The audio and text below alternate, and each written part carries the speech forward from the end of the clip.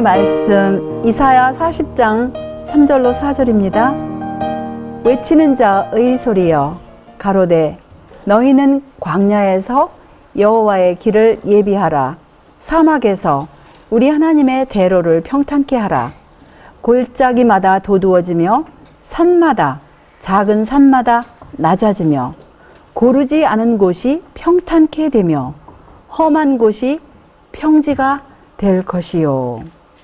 이 주말 동안에 우리들이 연구하고자 하는 내용은 사실은 어떤 면으로 자주 들었던 내용인데 사실은 우리가 가장 많이 마음에 새겨둬야 할 말씀인데 가장 등한히 한 말씀이에요. 이 말씀은 사실은 우리 주님의 재림의 날까지 날마다 우리 마음 가운데 새기고 또 새기고 우리가 우리 자신을 이 말씀에 비추어 보아서 우리 자신이 정말 어떤 위치에 있는가를 살펴볼 수 있는 그런 내용들인데 사실은 이 내용이 이제 곧 우리 이제 마지막 자비의 기별이라는 책자에 들어갈 거예요. 제가 요번 주말에 사용하고자 하는 준비한 이 내용이 사실은 이제 책자에 그대로 이제 들어갈 내용인데요. 사실 어떤 말씀들은 우리가 너무 많이 들었어요. 근데 어떤 것들은 이제 여러분들이 처음 보는 내용도 있을 거예요. 근데 아주 이 말씀이 우리가 어떤 면으로 듣기 싫어하는 말씀인지도 모르겠어요. 그런데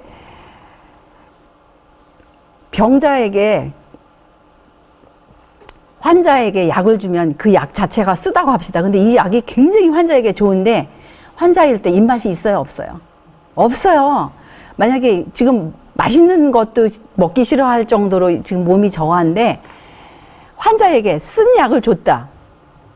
특별히 어린아이에게 만약에 쓴 약을 줬다. 어떻게 합니까? 아이가 뱉고 울고 불고. 우리가 이번 주일에 아마 살펴보고자 하는 내용이 그런 내용인지도 모르겠어요. 이것이 좋다라고 한 사람만 이것을 삼켜서 내 것으로 되는 것이지 액면 그대로 봤을 때는 이것이 너무나 인간 본성을 치기 때문에 뱉고 싶은 아마 타락한 인간으로서는 그냥 뱉어버릴 수도 있는 그런 말씀인지도 모르겠어요. 그런데 사실은 쓰면 쓸수록 우리에게 골든실이 참 좋잖아요. 그런 것처럼 이 말씀은 어떤 면으로 참 쓴 말씀이지만 우리에게는 유익한 말씀입니다. 근데 본론으로 들어가기 전에 이 디모데 후서에 보시면은 3장 1절에 보시면 네가 이것을 알라? 말세에 고통하는 때가 이르르니 이 말씀대로 우리가 지금 현재 살고 있는 우리 이 시대가 말세라고 느껴집니까? 고통하는 때가 이르렀습니까? 오랫동안 들어보신 분들은 알겠지만은 이 지구상에서 석유를 가장 많이 보유한 나라가 어느 나라인 줄 아시죠? 미국보다도 더 많이 보유한 나라. 그동안에 지상천국이라고 했던 나라가 있었어요. 가장 그야말로 석유를 많이 보유하고 사회보장제도가 가장 많이 잘 되고 뭐 애들 교육도 무상이고 의료도 무상이고 거의 다 나라가 책임지는 베네수엘라라는 나라예요. 나라는 작지만 사실은 석유 위에 앉아 있다고도 할 만큼 그렇게 부유한 나라였는데 사실 제가 지금 제가 슬라이드에는 안 넣었어요. 언젠가 제가 한번 보여드린 적이 있어요. 마트에 사람들이 물건을 사러 가면 제가 언젠가 천안인가 시간 썼을 때 보여드렸는데 뭐 물건을 사러 가면 경찰들이 총을 들고 서 있어요. 근데 지금은 이제 마트에 물건도 없대요. 최근에 뉴스에 몇 개월 전에는 그나마 이제 몇 개의 물건이 있어서 아이들 기저귀 사기 위해서는 30시간을 줄에 서 있어야 돼요. 생필품을 사기 위해서, 비누를 한 장 사기 위해서 어떤 사람은 이렇게 식구들이 다 같이 서가지고 한 사람이 이제 만약에 이제 대변이 소변이 마렵다. 그럼 이렇게 번갈아 가면서 한 사람이 갔다 와서 줄을 지키고 이런 지경에 이르렀는데 지금은 줄을 서도 물건이 없어요. 왜 그런 줄 아세요? 지금 그동안에 그 사람들은 석유만 팔아가지고 국민들에게 그렇게 부유하게 보장을 해왔는데 석유값이 지금 완전히 바닥을 쳤잖아요. 그러니까 자기들은 거기에다가 또 이제 정부의 부정부패에다가 여러 가지 이게 무료로다가 국민들에게 준다 그러니까 국민들은 또 어떻게 했습니까? 나라만 바라보고 일들을 안 했어요. 그동안 나라만 바라보고 자기들 스스로가 무엇인가를 해서 이렇게 생계를 꾸려나가려고 안 하고 그냥 한 군데만 쳐다보고 있다가 지금 완전히 지금 그 나라는 어떻게 되냐. 근데 그 나라는 하나의 지금 시작점이고 사실은 각 나라마다 지금 진통을 겪고 있습니다. 환경적으로도 그렇고 여러 가지 면에서 진통을 겪고 있고 이 경제가 말이 아니에요. 지금 또 이 나라는 어떤 나라인 줄 아세요? 이 나라의 인구는 지금 12억이 넘어요. 13억, 14억이라는 나라예요. 짐작하시겠죠? 어느 나라 같아요? 맞아요. 인도인데 지금 한 여인이 양동이에다가 지금 물을 퍼나르는 장면입니다. 지금 이 나라의 인구의 4분의 1이라는 그런 숫자가 지금 3억 3천 이상이 물이 없어요. 빨래할 물도 없고 식수도 이렇게 떠가야 되고 제가 어떤 사진을 봤는데 정말 우리 같은 사람은 그런 웅덩이 물은 손도 잠그고 싶지 않은 웅덩이 물이에요. 누리끼리 한 웅덩이 물인데 그 물조차도 사람들이 퍼가고 이제 훔쳐갈까봐 군인들이 총을 쏘고 지금 그 물을 지키는 거예요. 지금 그렇습니다. 이 지구가 지금 완전히 몸살을 지구 70억 인구 중에 지금 몇 억이 물이 없어서 이렇게 한다는 거. 이건 최악의 상태고 다른 나라들도 사실은 물이 없는 나라들이 아프리카는 말할 것도 없어요. 지금 인도는 새롭게 이렇게 됐지만 아프리카는 이렇게 된 지가 너무 오래돼서 아예 뉴스에도 나오지도 않아요. 당연히 그렇게 그러려니 하고 그냥 사는 거예요. 근데 지금 이렇게 지금 몸살을 당하고 고통하는 때가 지금 우리들은 물도 있고 의복도 있고 음식도 있고 배고프면 냉장고 열면 음식을 그득그득 하지만 사실은 양식이 없는 나라들도 어마어마하고 물이 없는 나라들도 어마어마하고 사실은 그리고 이 공기도 우리가 숨쉬는 공기조차도 오염된 공기로 얼마나 많은 인구들이 고통을 당하고 있는지 모르겠습니다. 그래서 사실은 조금 전에 본 말세에 고통하는 때가 이미 이르렀어요. 이미 이르렀는데 이럴 때 과연 우리가 어떻게 해야 돼? 이건 지금 뭐 같아요? 이거 한번 상상을 해보세요. 이게 꿈이냐 생시냐예요. 이게 뭐 정어리 뭐 이런 이런 이상한 이건 지금 125km의 해안이 125km. 얼마 이게 지금 베트남이라는 그 어떤 해안에 125km의 기나긴 그런 것에 지금 최근에 이런 일들이 벌어지고 있어요. 그래가지고 바닷물이 뜨거워지니까 물고기들이 다 죽어서 해안으로다가 물이 뜨거우니까 지금 해변가로 나와서 다 이렇게 죽음을 당하는 거예요. 근데 이게 지금 베트남뿐만 아니라 다 최근 거죠. 며칠 전 며칠 전 여기는 지금 어딘 줄 아세요? 홍게가 다 죽어가지고. 예? 이것도 미국 캘리포니아 지금 그 서부 해안가에서 이렇게 홍게가 완전 이거 피 같잖아요 지금. 근데 이게 지금 미국 캘리포니아만 그런 게 아니라 그쪽 이 서부 남미 서부 칠레 쪽도 다 이렇대요.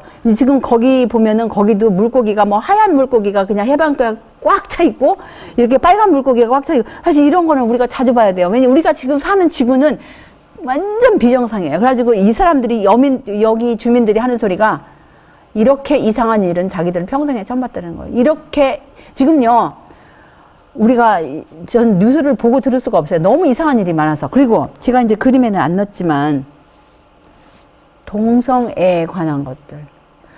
지금 얼마 전에 이탈리 나라도 이제 국법으로 통과가 됐어요. 지금 이거는 우리 인류 역사 6천년 가운데 그동안에 없던 일이에요. 소돔과 고모라는 그냥 한 도시로, 작은 도시, 소돔과 고모라 인구가 한 5만 정도 됐다가 그런 소리를 제가 들었어요. 고고학자들에 의하면. 그 작은 도시가 그렇게 이상하게 된 것도 우리 성경 기록에 있는데 지금은 5만 명의 소돔과 고모라의 그야말로 이게 성경 기록에 있는 것이 너무 비정상적이라서 기록에 남았는데 지금은 지구 전체가 그거를 정상으로 받아들인다는 거예요. 70억의 인구가 이렇게 하나님의 말씀 가운데 하나님께서 아주 무서운 벌을 내리신 그런 것들을 이제 나라의 법으로서 그냥 남자와 남자끼리 아니면 여자와 여자끼리도 한 가정을 이루어서 이렇게 결혼을 할 수 있다. 그래가지고 하다못해 저기 우리나라는 아직 안 되고 이태리라는 나라에서 통과가 되고 그리고 저기 노르웨이라는 그런 나라에서도 거기 정교회에서 그 교회 안에서도 결혼을 그렇게 할 수 있는 이런 지경에 우리가 살고 있는 것입니다. 이 지구는 지금 환경도 썩었을 뿐만 아니라 도덕으로 더 이상 타락할래야 타락할 수 없는 그런 상황에 우리가 지금 살고 있어요. 그런데 언제까지 이런 타락한 지경에서 우리가 살아야 하겠습니까? 저는 진짜 이런 뉴스를 보면서 언제까지 이런 우리 인간들도 차마 볼 수 없는 이런 뉴스들 이런 것을 우리 인간들도 차마 듣기가 거북한 이런 뉴스들을 우리가 접하면서 죄가 무엇인지도 모르시는 분들 우리 하나님 아버지와 예수님과 천사분들이 이거를 견디신다라는 걸 생각할 때 그분들에게는 정말 하루가 천년 같을 거예요. 우리는 이렇게 한번 보고 이렇게 망각의 동물이니까 쳐다보지 않으면 우리는 잊어버려요. 다른 일이 바쁘기 때문에. 근데 우리 정말 하늘의 거민들, 죄가 무엇인지도 모르는 분들은 망각하시는 분들이 아니에요. 모든 것이 다 열려 있어요. 이거를 다 고통을 당하고 있는 거예요. 온 하늘이 고통을 당하고 있는 거예요. 근데 왜 이렇게 이 죄의 역사가 오랫동안 가야 합니까? 우리가 정말 이 죄의 역사가 이렇게 오랫동안 가는 것은 하나님의 뜻이 아니에요. 분명히 아니죠. 여기 말씀해 보시면 잠언 6장 6절에 보시면 게으른 자여 개미에게로 가서 그 하는 것을 보고 지혜를 얻으라. 그러시면서 뭐라고 하시냐면은 개미는 두령도 없고 간역자도 없고 주관자도 없으되 먹을 것을 여름 동안에 예비하며 추수 때에 양식을 모으느니라. 지금 우리가 살고 있는 이 시점은 아직까지 우리 그 지구 역사의 완전한 겨울은 아니에요. 아직까지는 우리가 양식을 예비할 수 있는 그런 기간입니다. 그래서 왜냐하면 아직 핍박이 하나님의 백성들에게 오지 않았어요. 핍박이 오는 것은 우리 기독교인들에게는 겨울입니다. 완전히 우리가 정신적으로 육체적으로 핍박이 오는 것은 심한 겨울이에요. 근데 아직 우리들이 그런 핍박을 당하지 않기 때문에 아직까지 우리는 양식을 준비할 수 있는 이런 기간 동안에 살고 있는 것이에요.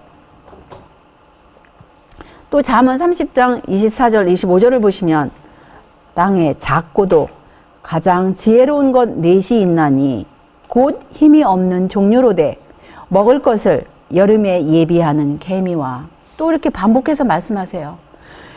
이 개미는 정말 우리가 볼 때 어떤 자기들의 지도자도 없어요. 그런데 여름 동안에 부지런히 겨울에 먹을 양식을 자기 집에다가 부지런히 지금 모아놓는 지혜로운 생물 가운데 하나라고 하시는 것이에요. 그런데 서두에 제가 보여드린 이 말씀, 외치는 자의 소리여 가로되 너희는 광야에서 여호와의 길을 예비하라. 사막에서 우리 하나님의 대로를 평탄케 하라. 골짜기마다 도두어지며 산마다 작은 산마다 낮아지며 고르지 않은 것이 평탄케 되며 험한 곳이 평지가 될 것이요. 이 말씀을 신약에서도 하고 계시는데요. 마태복음 3장 1절로 3절을 보시면 그때에 침례 요한이 이르러 유대 광야에서 전파하여 가로되 회개하라 천국이 가까웠느니라 하였으니 저는 선지자 이사야로 말씀하신 자라 일렀으되 광야에 외치는 자의 소리가 있어 가로되 너희는 주의 길을 예비하라 그의 첩경을 평탄케 하라 하였느니라. 침례 요한 하면 어떤 생각이 듭니까? 맨 처음에 침례 요한이 왜 훌륭하다고 생각하십니까? 침례 요한은 예수님께서 이 땅에 인성을 쓰시고 오셨을 때 그분의 초림을 예비하시는 그러한 중요한 그러한 역할을 하신 분이세요.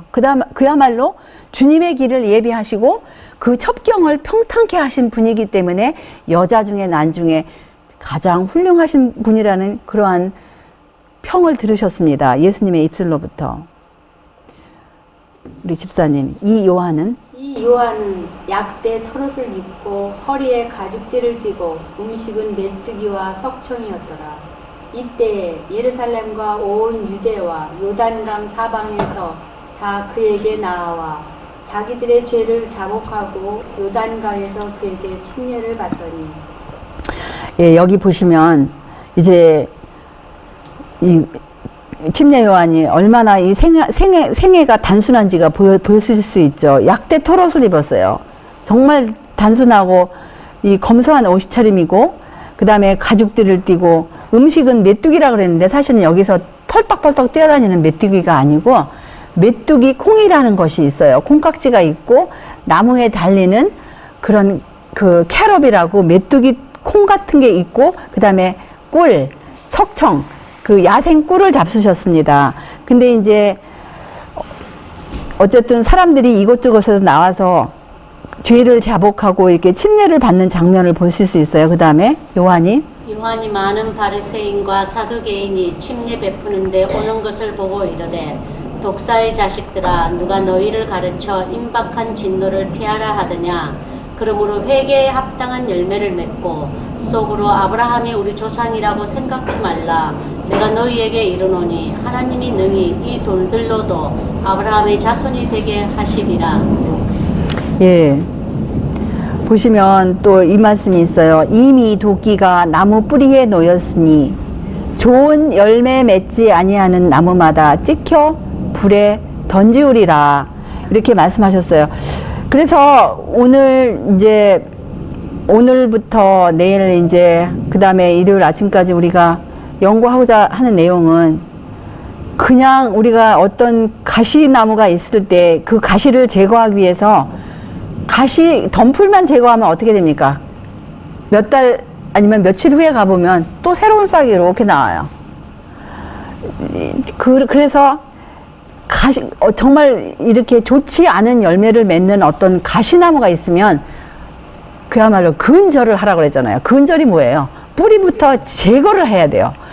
근절을 해야 되는데, 그러기 위해서 침례 요한이 전파했던 기별이 바로 그야말로 그 나무에 도끼를 대는, 그 뿌리에 도끼를 대서 뿌리까지 뽑아버리는 그러한 기별이었습니다. 침례 요한의 기별은 단도직입적이었고 어떤 인간의 비율을 맞추는 그런 기별이 아니었어요. 그래서 그 기별을 받아들이는 사람들은 정말 마음으로 자복을 하고 회개의 침례를 받았습니다. 그런 사람들은 예수님의 기별을 받을 준비가 되었었어요. 그런데 침례 요한의 기별을 받지 않은 사람들은 그야말로 더 중대한 기별조차도 거절을 한 거예요. 예수님의 오실, 그야말로 예수님께서 막상 나타나셨을 때 거절을 한 사람들이었습니다. 우리 영감의 글을 볼 것 같으면. 그래서 좋은 나무가 나쁜 열매를 맺을 수 없고 못된 나무가 아름다운 열매를 맺을 수 없느니라. 아름다운 열매를 맺지 아니하는 나무마다 찍혀 불에 던지우느니라. 예수님께서 하신 말씀이에요. 침례 요한이 전파하신 말씀을 또 예수님께서도 이렇게 지금 하시는 거예요. 그야말로 아름다운 열매 맺는 좋은 나무가 있는 반면에 그렇지 아니한, 좋지 못한 열매를 맺는 나무는 우리가 찍어서 불에 던져야 돼요. 우리 자신이 하든지, 만약에 우리 자신이 그 하는 것을 거절을 할 것 같으면 이제 누가 그 일을 합니까? 재림의 날에는 이미 너무 늦어요. 우리 자신이 정말 예수님께 그거를 완전히 굴복하고 예수님께서 하여 주십사, 그 재림의 날이 이르기 전에 그 일을 이루어 주십사고 우리가 예수님께 굴복할 때 그 일을 이루어 주시지, 우리가 그것이 괴롭기 때문에 그 뿌리까지 근절하는 그 일은 사실은 우리가 알지 못하는 그 우상들을 건드리는 것이기 때문에, 정말 그 우상이 아닐 것 같으면 다 버리는 거예요. 근데 우상일 것 같으면 그건 아픈 거예요. 왜냐하면 우상은 자기가 사랑하는 거기 때문에, 사랑하지 않으면 우상이 될 수가 없는 거예요. 근데 자기가 사랑하면 하나님보다 어떤 것을 뭔가를 더 사랑하면 그걸 사랑하기 때문에 이걸 버리는 것은 너무나 큰 괴로움이거든요. 근데 우리가 이제 계속 보시면 말씀을 보시면요. 보세요. 나는 너희를 회개케 하기 위하여 물로 침례를 주거니와 내 뒤에 오시는 이는 나보다 능력이 많으시니 나는 그의 신을 들기도 감당치 못하겠노라. 그는 성령과 불로 너희에게 침례를 주실 것이요. 예, 계속하여. 손에 키를 들고 자기 타작마당을 정하게 하사 알곡은 모아 곳간에 들이고 죽정이는 꺼지지 않는 불에 태우시리이다. 예, 이 말씀을 보시면 조금 전에 예수님께서 하신 말씀, 마태복음 7장 18절 19절에서 하신 말씀처럼 정말 그런 좋지 않은 나무는 그런 좋지 않은 열매를 맺기 때문에 찍혀서 불에 던진다는 그런 말씀이나 또 여기서 하시는 말씀, 예수님께서 타작마당을 정하게 하사 알곡은 모으시고 쭉정이는 꺼지는 불에 태우시는 거나 같은 내용이세요. 그런데 예수님께서 정말 성령과 불로 침례를 주시기 위해서 이렇게 마련하셨는데 그 성령과 불 침례를 받기 전에 우리가 먼저 회개의 침례를 받아야 돼요. 정말 우리 마음 가운데 있는 그 회개의 침례를 받아야 되는데 침례 요한이 예수님의 초림을 준비하기 위해서 그 곧바른 증언을 하셨을 것 같으면 이 마지막 때에 주님의 재림을 위해서 주신 그 곧바른 증언이 있을 것 같으면 그것이 어떤 기별인지 기억하십니까? 세천사의 기별도 맞아요. 근데 세천사 기별은 늦은비 기별의 기별 내용이고 세천사 기별과 동행하는 기별이에요, 사실은. 근데 우리를 정말 세천사 기별은 만방에 퍼뜨려야 할 기별이고 이거는 자신에게 적용시켜야 할 기별일 것 같으면 우리가 회개는 개인적으로 하는 거잖아요. 세천사 기별은 만방에 퍼뜨려서 그 모든 사람에게 알려서 하나님의 계명과 예수 믿음을 하는 거고 이 기별은 그야말로 우리가 회개하느냐 아니면 거절하느냐 개인들에게 적용해야 할 기별입니다. 어떤 기별일까요? 침례 요한이 회개의 기별을 선포한 것처럼 이 기별은 우리 개인들이 정말 회개를 할 것이냐 아닐 것이냐 결정하는 기별이 바로 무슨 기별이냐면 라오디게아 교회에 주시는 기별이에요. 우리가 수없이 들었어요. 우리가 수없이 공부를 했어요. 그런데 어디까지 우리가 했는지, 가지치기만 했는지 아니면 정말 도끼를 대서 우리의 본성까지, 우리의 타락한 본성까지, 도끼가 우리 타락한 본성, 이 기별은 그냥 라오디게아 기별은요 가지치기만 해서는 안 돼요. 정말 우리의 본성이 얼마나 타락했는지, 우리의 시조가 타락하면서 우리가 태어날 때부터, 우리가 잉태할 때부터 그 타락한 본성으로 태어난 그것까지 우리 건드리는 내용이 바로 라오디게아 교회에 주신 기별입니다. 그래서 침례 요한이 주님의 길을 예비하고 그분의 첩경을 평탄케 하는 그런 회개의 기별을 주셨을 것 같으면 이 라오디게아 교회에 주신 기별은 그분의 재림을 위해서 우리가 개인적으로 먼저 회개하고 주님의 재림을 위해서 정말 개인적으로 준비하는 그러한 내용인 것입니다.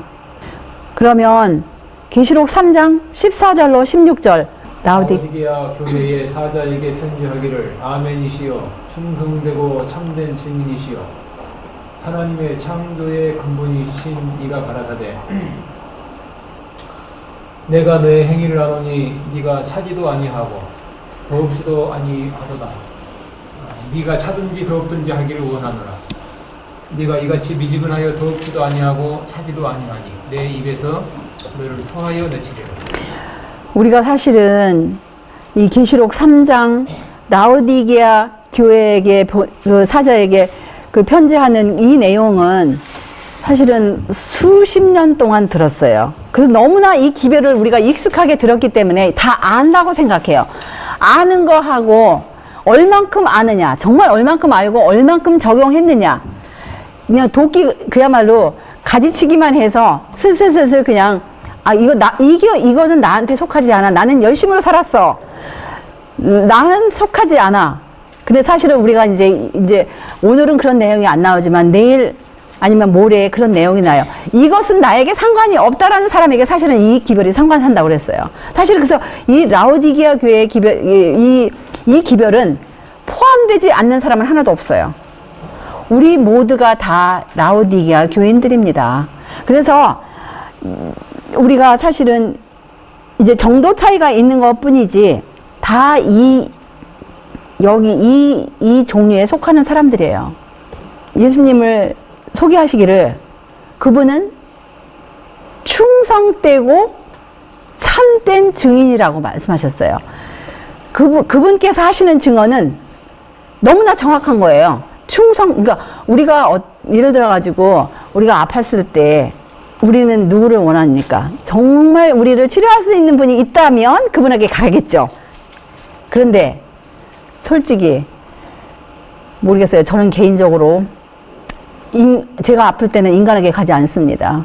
왜냐하면 제 자신을 맡길 수 없기 때문에 저에게 그동안에 생명을 주시고 저에게 호흡을 주시고 저를 이때까지 지켜주신 분에게 가지 제가 조금이라도 아프면 저는 인간에게 가고 싶은 마음이 없어요. 왜냐하면 인간은 저랑 똑같은 사람이기 때문에 아무리 뭐 기술이 있고 진단을 한다 할지라도 저를 만드시고 저에게 호흡을 주시고 저의 피의 흐름을 있게 하시고 심장을 뛰게 하신 분이 저의 고장난 부분을 아시기 때문에 제가 정말 신뢰할 수 있는 분은 충성되고 참된 증인이신 분은 사실은 이 지구상에 하나님 아버지와 예수님과 천사들밖에 없어요. 근데 사실 예수님밖에 없어요. 하나님 아버지는 이제 아버지께 갈 수 있는 길은 유일한 길은 예수님밖에 없기 때문에 사실은 충성되고 참된 증인이실 뿐만 아니라 충성되고 참된 의원 되시고 교사 되시고 지혜 되시고 모든 것이 되신 분은 우리 예수님밖에 없으세요. 근데 이분께서 정확하게 우리를 진단하시는 거예요. 우리가 차지도 아니하고 덥지도 아니하고. 그런데 그렇기 때문에 예수님의 입에서 토할 것 같은 그런, 혹시 평생을 살면서 한 번도 토해보시지 않은 분은 그 토한다라는 느낌이 무엇인지 다들 토해보셨죠?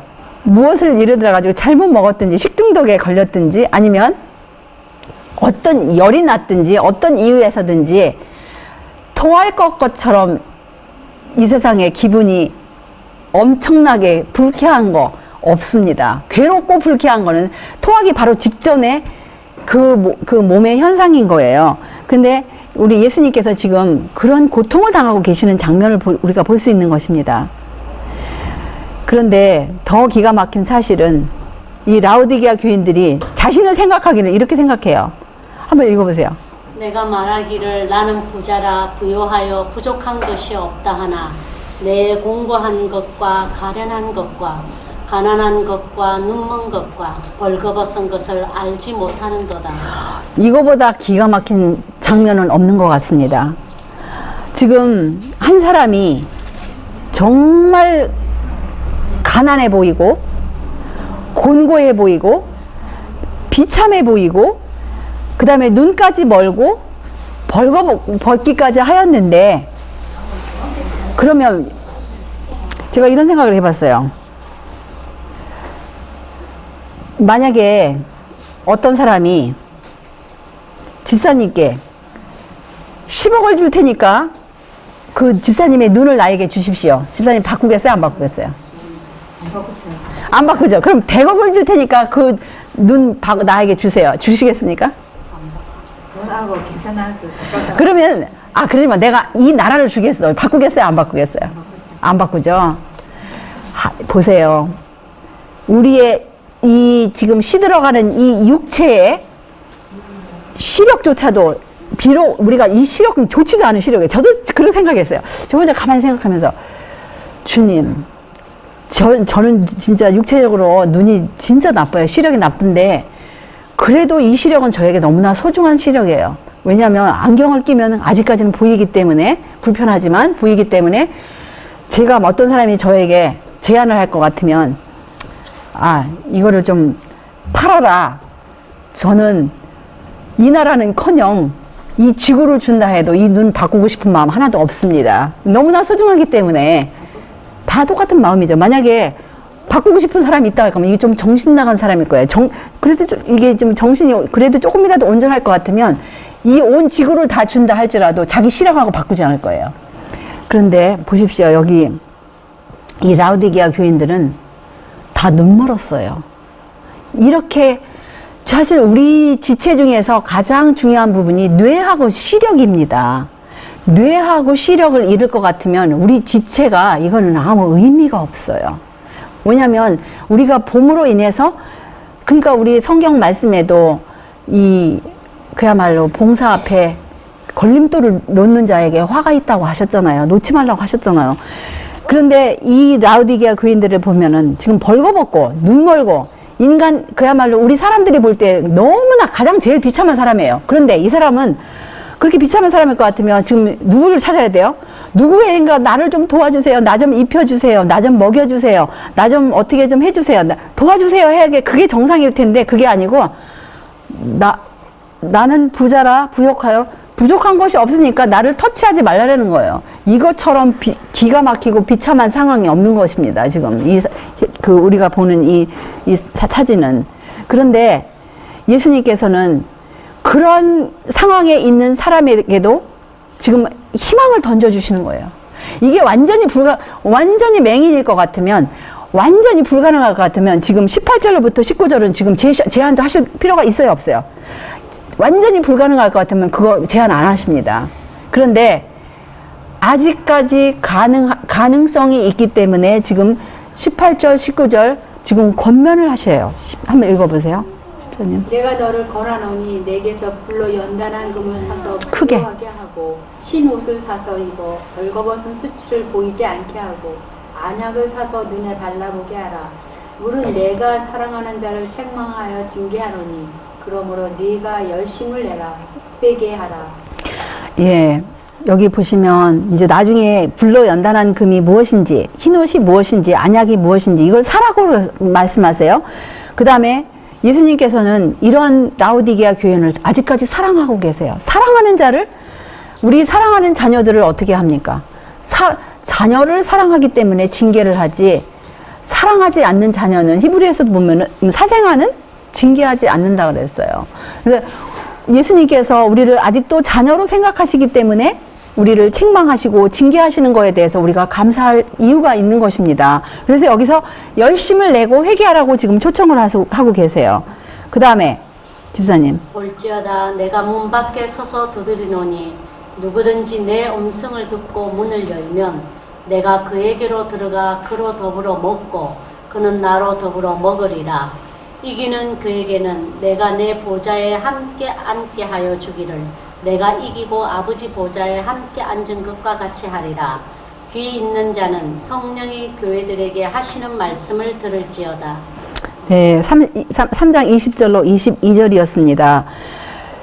이게 왜 이 말씀이 중요하냐면 이 말씀을 우리가 그야말로 이 책망을 달게 받느냐 안 받느냐에 따라서 큰 외침에 셋째 천사의 우리가 이론을 아무리 안다 할지라도 라우디게아 교회에 보내는 기별을 개인적으로 적용하지 않으면 큰 외침에 참여할 수가 없는 것이에요. 정말 이것 때문에 우리가 이 라우디게아 교회에 보내는 이 기별이 우리에게 개인적으로 이렇게 중요한 것입니다. 셋째 천사의 기별 이론적으로 우리가 아무리 안다 할지라도 라우디게아 기별을 개인적으로 우리가 우리의 것으로 받아들이고 예수님의 책망을 받아들이지 않을 것 같으면 큰 외침에 참여할 수가 없어요.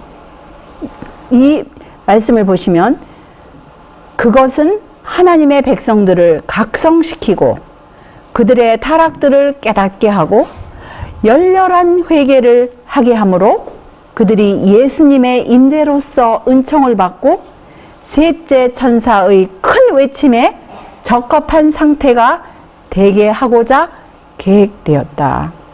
이 기별이 마음에 역사했을 때 하나님 앞에서 크게 겸비하게 해 주었다. 이렇게 말씀하시는 것입니다. 그래서 지금 라우디게아 교회에 보내는 기별과 셋째 천사의 큰 외침과는 뗄래야 뗄 수 없는 그런 관계에 있는 것을 우리가 잊지 말아야 합니다.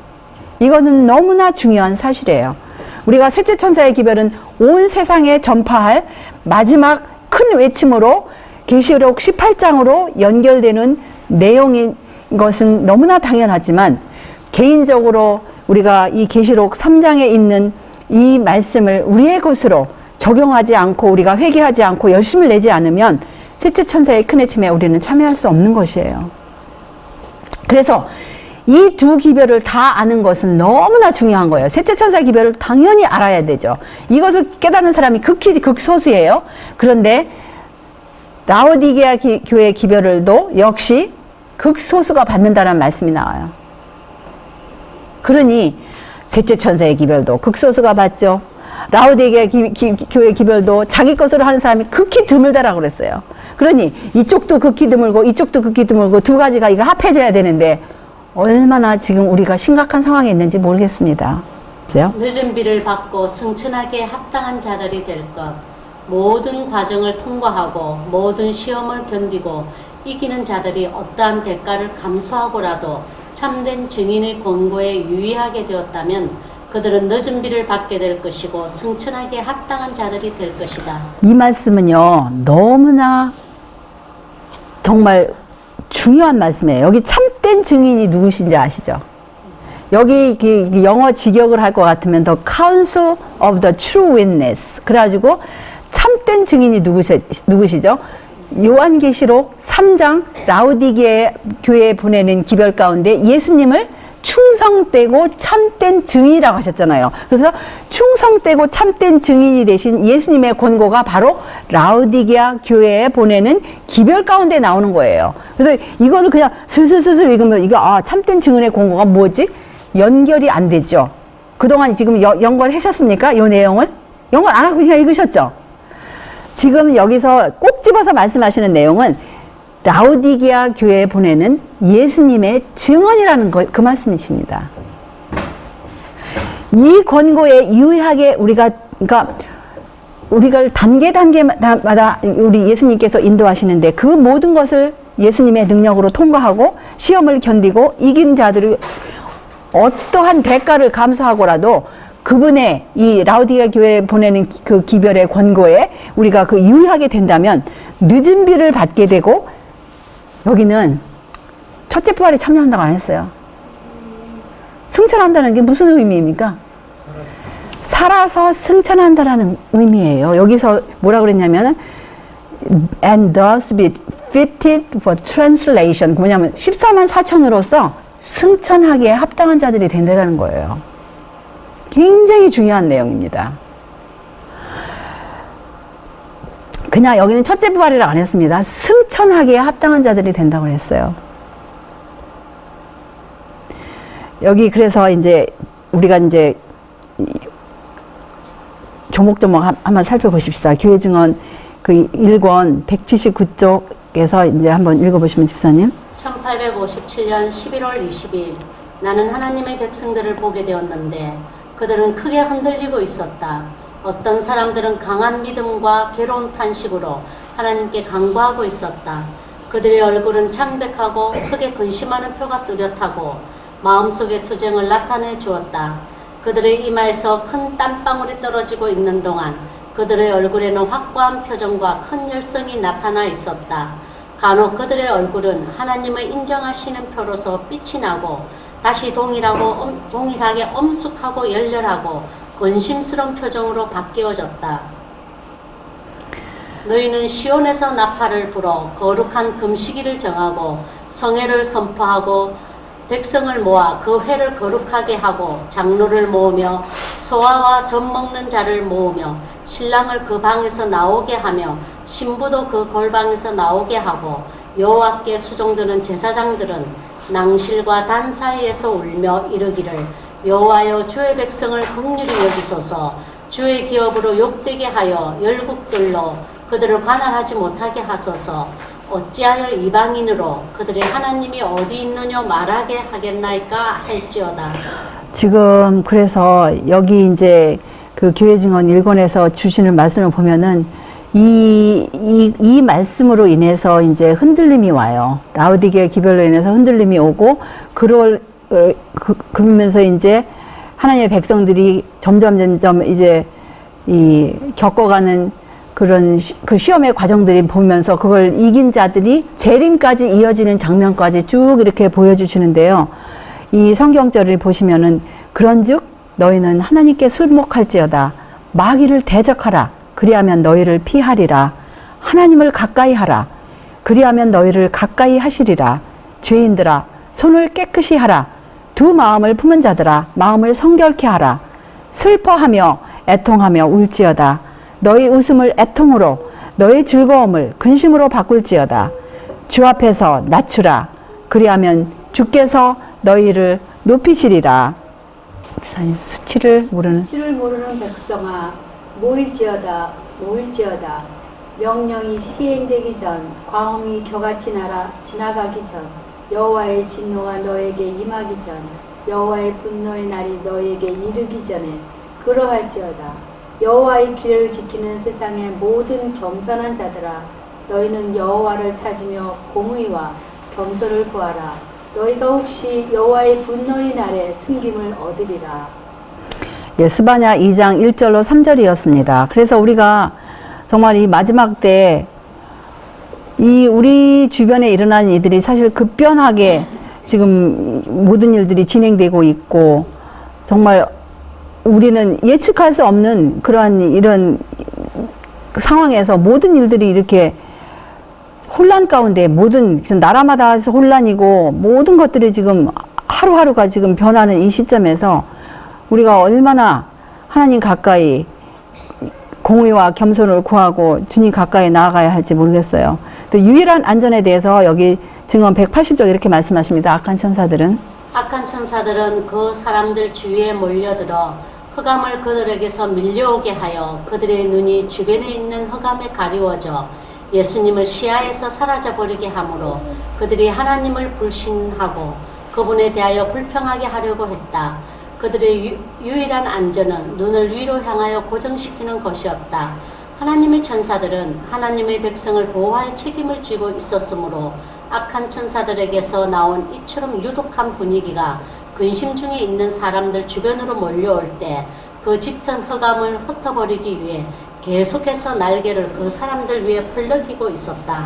지금 하나님의 천사들과 악한 천사들이 지금 투쟁을 하는 장면을 볼 수 있습니다. 근데 하나님의 백성들이 지금 누구에게 시선을 고정시켰습니까? 예수님께 시선을 고정시키고 위로 향하여 고정하였을 때 그것이 바로 유일한 안전이었어요. 어떤 사람들은 고민하여 강구하는 이 일에 참여하고 있지 않을 것을 나는 보았다. 그들은 무관심하고 부주의한 것 같았다. 그들이 주위에 있는 흑암을 저항하지 않았으므로 흑암은 짙은 구름처럼 그들을 가두어 버렸다. 나는 하나님의 천사들이 이 사람들을 떠나서 전력을 다하여 악한 천사들을 저항하고자 투쟁하고 있는 자들, 인내로서 하나님께 부르짖음으로 그들 스스로 도우고자 애쓰고 있는 자들을 도와주기 위하여 급히 그들에게로 가는 것을 보았다. 지금 보시면 한쪽 하나님의 백성들은 고민하고 간구하는 그런 자세이고 다른 쪽에 있는 사람들은 무관심하고 부주의하다 그랬어요. 그리고 흑암을 저항하지 않는다 그랬어요. 여러 가지 형태의 흑암이 있습니다. 흑암의 반대는 무엇입니까? 빛이죠. 근데 빛이 말씀에서 어떻게 정의가 되죠? 하나님의 말씀은 빛이라 그랬어요. 하나님의 계명은 빛이라 그랬어요. 하나님은 빛이에요. 그 다음에 예수님도 세상의 빛이라고 그러셨어요. 그런데 그러면은 말씀이 빛이고 계명이 빛인데 흑암을 저항하지 않았다라는 거는 뭐예요? 빛의 반대 어둠, 오류들이 스며들어올 때 그걸 저항하지 않고 그냥 내버려뒀을 때 그 흑암이 짙은 구름처럼 그들을 가두어들였다 그랬어요.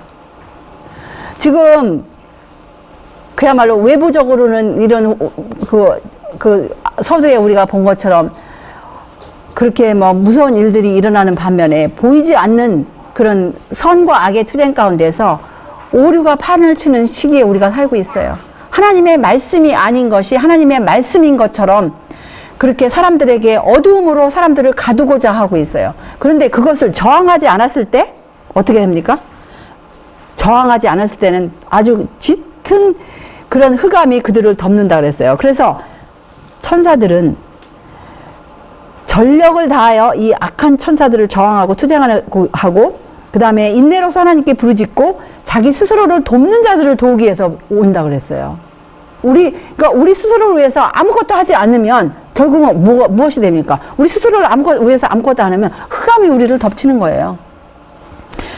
그러나 천사들은 스스로를 돕기 위하여 아무런 노력도 하지 않는 자들을 떠나갔으므로 나는 그들을 보지 못하게 되었다.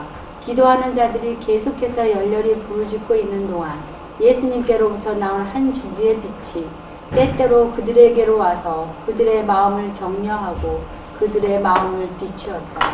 예, 여기 보시면 천사들이 스스로 돕기 위해서 아무것도 하지 않은 사람들은 떠났다고 그랬어요. 천사들이 떠나면 누가 옵니까? 흑암에 어두운 그야말로 마귀들이 오기 때문에 더 점점 더 어두워지는 거예요.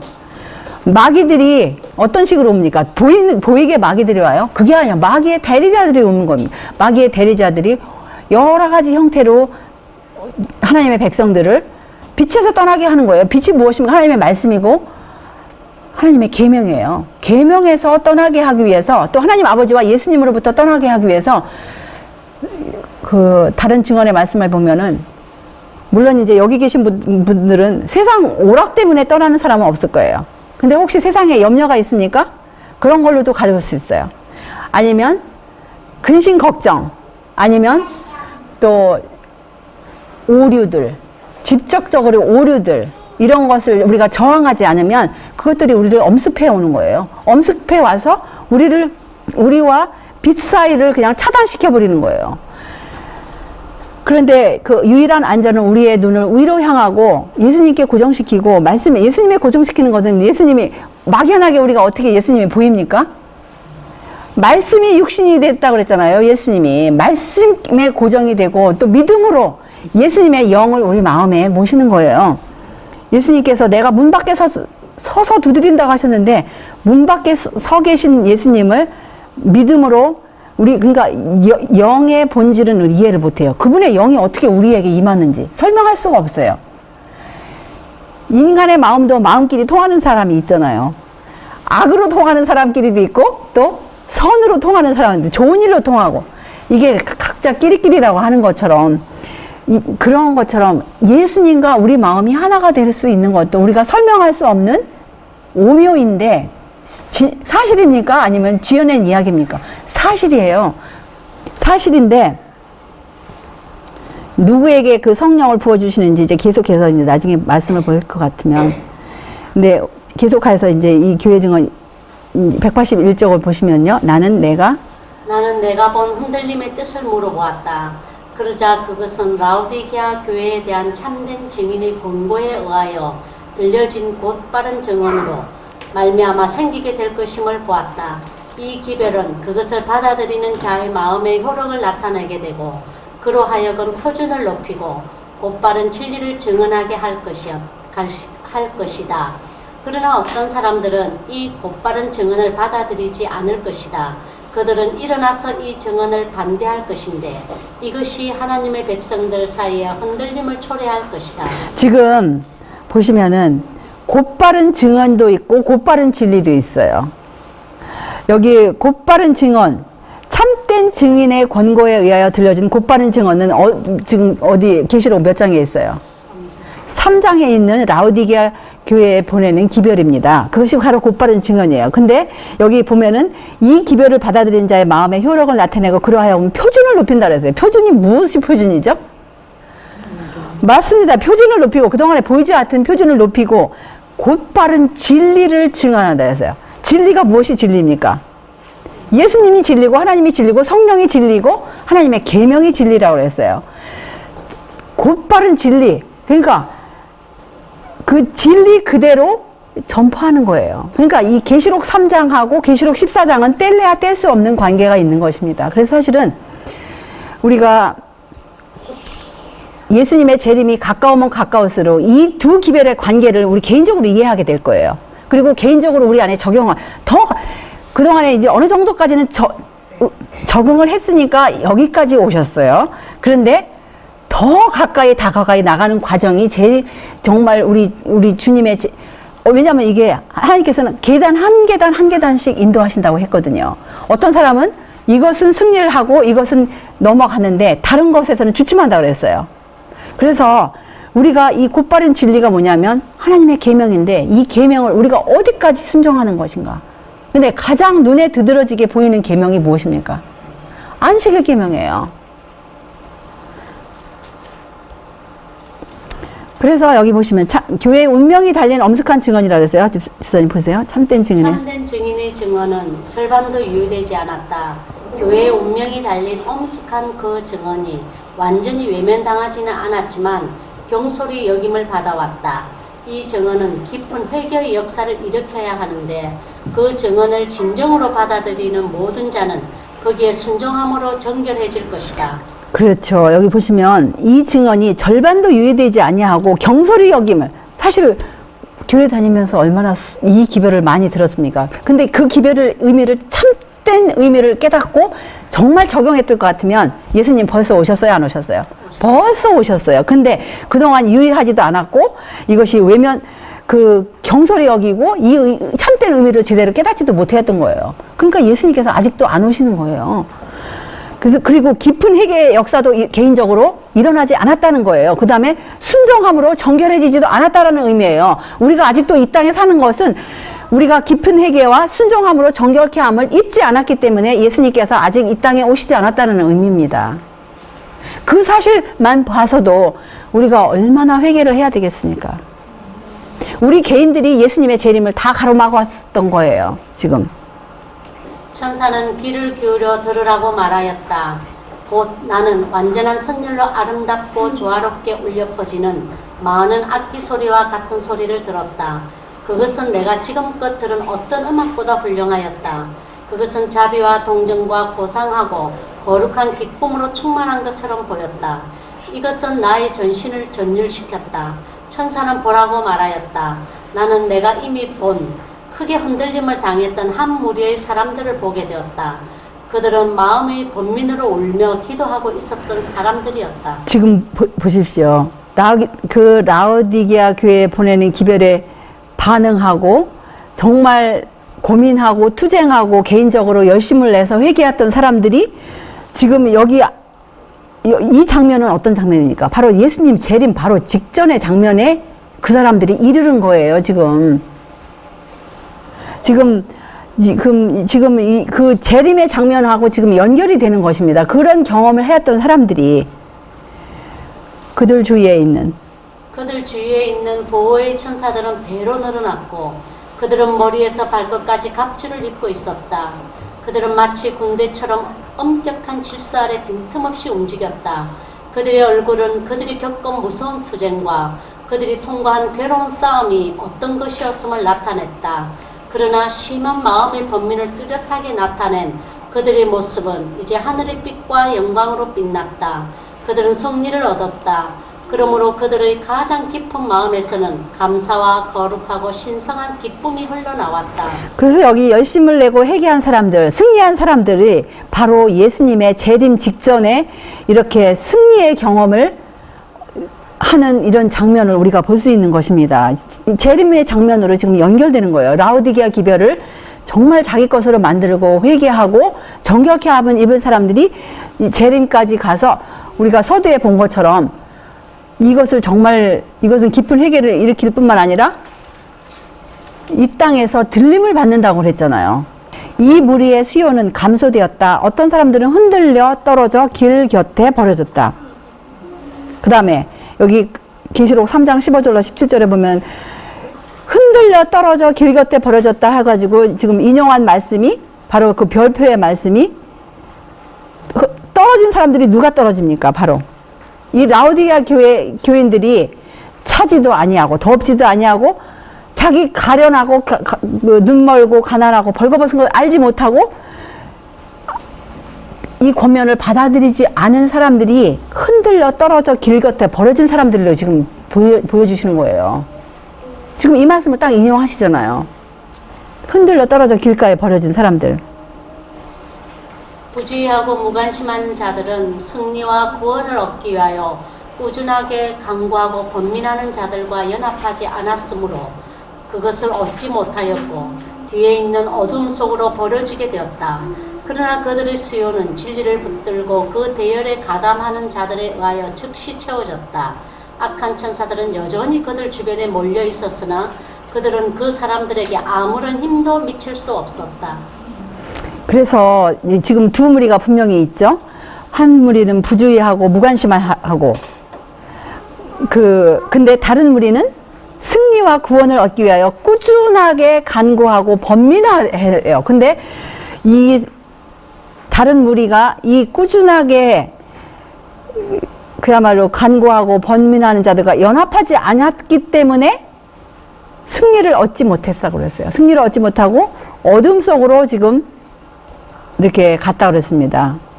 그래서 여기 보시면 또 이제 인용하는 말씀이 에베소서 6장 12절로 18절의 말씀을 인용하셨는데요. 우리의 씨름은 우리의 씨름은 혈과 육에 대한 것이 아니요 정사와 권세와 이 어두움의 세상 주관자들과 하늘에 있는 악의 영들에게 대하니라. 그러므로 하나님의 전신갑주를 취하라. 이는 악한 날에 너희가 능히 대적하고 모든 일을 행한 후에 서기 위함이라. 그런즉 서서 진리로 너희 허리띠를 띠고 의의 흉배를 붙이고 평안의 복음에 예비한 것으로 신을 신고 모든 것 위에 믿음의 방패를 가지고 이로써 능히 악한 자의 모든 하전을 소멸하고 구원의 투구와 성령의 검 곧 하나님의 말씀을 가지라. 모든 기도와 간구로 하되 무시로 성령 안에서 기도하고 이를 위하여 깨어 구하기를 항상 힘쓰며 여러 성도를 위하여 구하고. 예, 에베소서 6장 12절로 18절이었습니다. 여기 보시면 나는 갑주를 입은 그 사람들이 큰 능력으로 진리를 전하는 말을 들었다. 그래서 이 갑주를 입은 사람들이 라오디게아 교회에 보낸 그 기별을 자기 그야말로 그대로 받아들이고 회개하고 번민하고 이런 사람들이 이제 능력을 입고 큰 능력으로 진리를 전파한다 그랬어요. 진리가 무엇이죠? 하나님의 말씀이 진리고 하나님의 계명이 진리라고 그랬어요. 그 셋째 천사의 기별이에요. 마지막 성도들의 인내가 여기 있나니 저희는 하나님의 계명과 예수 믿음을 지키는 자들 그 큰 능력으로 이 사람들이 진리를 전하는 말을 들었다. 그것은 효과가 있었다. 나는 매여 있는 사람들을 보았는데 어떤 아내들은 남편에게 어떤 자녀들은 부모에게 매여 있었다. 진리를 듣지 못하도록 제지되거나 방해를 받고 있던 정직한 사람들이 이제는 열성적으로 그 진리를 붙들게 되었다. 친척에 대한 모든 두려움은 사라져버렸다. 오직 진리만이 그들에게서 높임을 받았다. 진리는 생명보다 더욱 가치 있고 귀중했다. 그들은 진리를 얻고자 줄이고 목말라 했다. 그래서 여기 또 질문이 있어요. 나는 무엇이 이처럼 큰 변화를 일으켰는지 물었다. 한 천사가 이렇게 대답했다. 그것은 늦은 비, 주 앞으로부터 이르러 오는 유쾌하게 되는 것, 곧 셋째 천사의 큰 외침이다. 그래서 지금 라오디게아 교회 기별과 큰 외침과 이렇게 직결된 것을 우리가 볼 수가 있는 거예요. 그 다음에 집사님 보십시오. 큰 능력이 큰 능력이 이 선택된 무리들에게 임하였다. 천사는 보라고 말했다. 나의 주목은 악한 자들과 불신자들에게로 끌렸다. 그들은 모두 흥분하고 있었다. 하나님의 백성들이 가진 열성과 능력은 그들을 자극하고 분노케 했다. 어느 곳에나 혼란이 있었다. 나는 하나님의 능력과 빛을 가진 이 무리들을 반대하는 조치가 취해지는 것을 보았다. 흑암이 그들 주변을 짙게 두르고 있었으나 그들은 굳게 서서 하나님의 인정을 받고 그분을 신뢰하고 있었다. 나는 그들이 당황하고 있는 것을 보았다. 다음에 나는 그들이 하나님께 열렬하게 부르짖는 소리를 들었다. 그들은 밤낮 부르짖음을 그치지 않았다.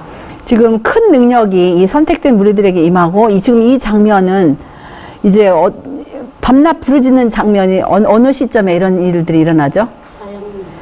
맞습니다. 야곱의 환란 때 이런 장면을 우리가 이제 생각할 수 있는데요. 여기 누가복음 18장 7절로 8절을 보시면 하물며 하나님께서 그 밤낮 부르짖는 택하신 자들의 원한을 풀어주지 아니하시겠느냐? 저희에게 오래 참으시겠느냐? 내가 너희에게 이르노니 속히 그 원한을 풀어주시리라. 그러나 인자가 올 때에 세상에서 믿음을 보겠느냐? 하시느니라. 또 내가 보니 흰 구름이 있고 구름 위에 사람의 아들과 같은 이가 앉았는데 그 머리에는 금 면류관이 있고 그 손에는 이한 낫을 가졌더라. 또 다른 천사가 성전으로부터 나와 구름 위에 앉은 이를 향하여 큰 음성으로 외쳐가로되 네 낫을 휘둘러 거두라. 거둘 때가 이르러 땅의 곡식이 다 익었음이로다 하니 계시록 14장 14절로 15절이었습니다. 그래서 우리가 정말 쓴 약을 우리가 삼킬 것인가 아니면은 내뱉을 것인가 우리 각자의 선택에 달려 있어요. 그래서 이번 정말 주말에 예수님께서 우리들의 각자의 마음 문 밖에 계시지 마시고 우리 마음 안에 들어오시사 정말 이 주님께서 주시고자 하시는 이 소중한 이 권면을 그 가치를 알고 우리가 받아들이고 정말 점점 더 우리가 정결케 되고 예수님의 재림을 앞당길 수 있는 그런 마음의 자세로서 준비하는 그런 귀한 시간들이 되기를 바라면서 이렇게 말씀을 마치겠습니다. 네, 기도하시겠습니다. 하늘에 계신 우리들의 아버지 주님의 은혜에 진심으로 감사와 찬양을 돌리옵나이다. 주님, 이 세상 정말 우리가 사는 이 세상 이미 말세가 되어서 고통하는 때가 이르렀고 모든 만물이 탄식하고 하다못해 바다에 있는 물고기들조차도 더 이상 바다에서 살 수가 없어서 해변으로 뛰어나오고 또 정말 주님께서 세우신 모든 제도들이 거룩한 제도들이 무너지고 이렇게 깜깜한 세상 가운데서 우리가 정말 우리 주님의 말씀 없이는 주님의 이 귀한 말씀의 보장이 없이는 이 세상 우리가 더 이상 살고 싶은 마음조차도 없는 그러한 세상에 살고 있습니다. 그러나 주님께서 우리를 사랑하시사 우리의 참된 모습을 보여주시고 우리를 살리시기 위해서 내가 사랑하는 자를 책망하여 징계한다고 말씀을 하셨사오매 우리들 주님의 그 깊으신 사랑을 깨닫고 주님께서 마음 문 밖에 계시는 것을 우리가 허용치 아니하고 우리 마음을 완전히 비우는 그런 역사가 일어나서 예수님께서 우리 마음 구석구석 주인이 되어주시사 모든 우상들은 다 나가고 주님께서 우리의 애정과 우리의 계획과 우리의 모든 것들을 온전히 주님의 손으로 주님께서 주장하시사 정말 주님의 재림이 앞당겨지고 주님의 나라와 주의 의가 우리 안에 가득히 풍성히 임하는 그러한 귀한 시간들이 될 수 있도록 인도하여 주시옵기를 간절히 빌고 오나옵나이다. 이 자리에 참석하지 않은 주님의 자녀들도 오는 길도 지켜주시옵시고 또 흩어져 있는 주님의 자녀들, 참석하지 못한 주님의 자녀들도 주님께서 주시고 약속하신 풍성한 은혜를 있는 곳에서 각자 허락하여 주시옵시고 보호하여 주시옵기를 또 이 저녁도 이 장막을 주님께서 눈동자같이 보호해 주시고 이 나라를 붙들어 주시고 사방 바람을 붙들어 주시옵기를 우리 귀하신 우리 구세주 예수님의 보혈 공로 의지하여 간절히 기도드리옵나이다. 아멘.